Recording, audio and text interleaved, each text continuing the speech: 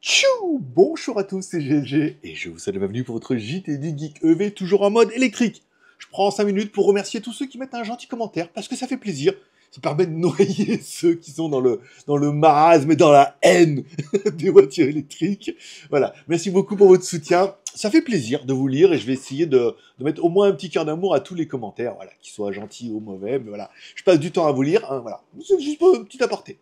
Aujourd'hui, on découvre une berline électrique chinoise qui frappe très fort, la Deepal L07 2026, disponible en version 100% électrique BEV ou prolongateur d'autonomie EREV.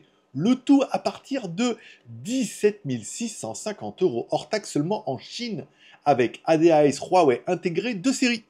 Allez, avant de commencer, n'oubliez pas de vous abonner et de cliquer sur la cloche pour ne louper aucune de mes vidéos. Design et aérodynamique, la L07 conserve l'élégance du modèle 2025 avec des phares avant acérés, des portières sans cadre, des poignées affleurantes, des feux arrière LED de 1,2 m de large et un béquet arrière électrique. Le CX ultra aérodynamique de 0,215. C'est un vrai travail de fond. Au niveau des dimensions, on est sur une belle berline.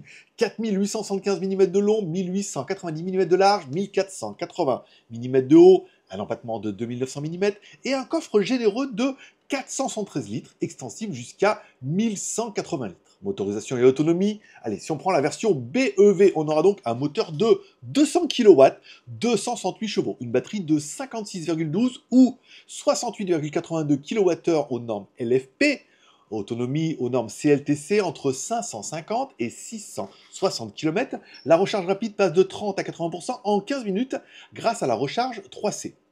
Si on prend la version EREV, donc là on aura un générateur thermique avec un moteur 1,5 litres, un moteur électrique de 175 kW, 235 chevaux, une batterie de 28,39 kWh, une autonomie 100% électrique de 240 km aux normes CLTC, c'est pas mal, et une autonomie totale combinée grâce au moteur thermique jusqu'à 1500 km.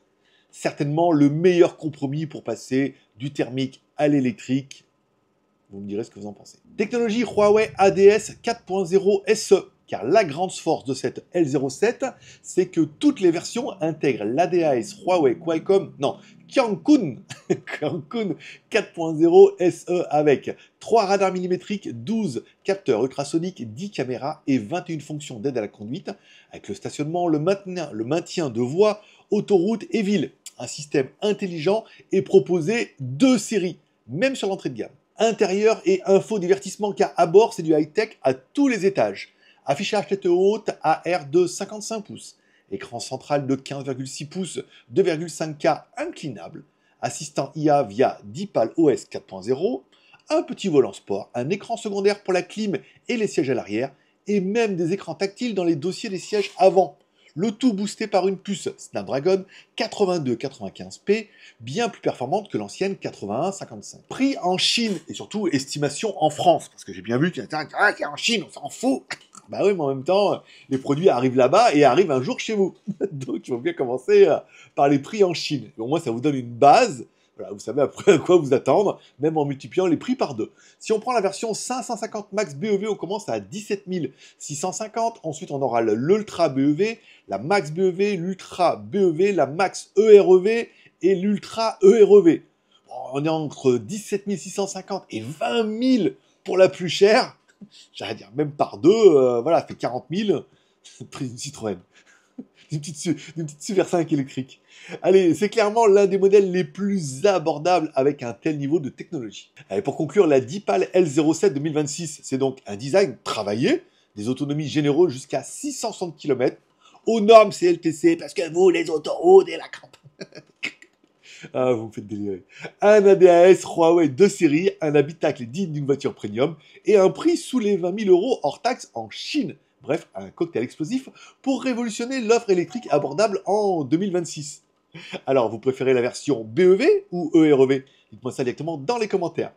Merci de mettre un like ou un dislike en dessous des vidéos, car tous les pouces sont permis. Ça permet d'aider un petit peu au référencement, de mettre un petit commentaire, soit pour dire merci, soit pour déverser votre haine avec politesse et complaisance, bien évidemment, sinon je vous dégage.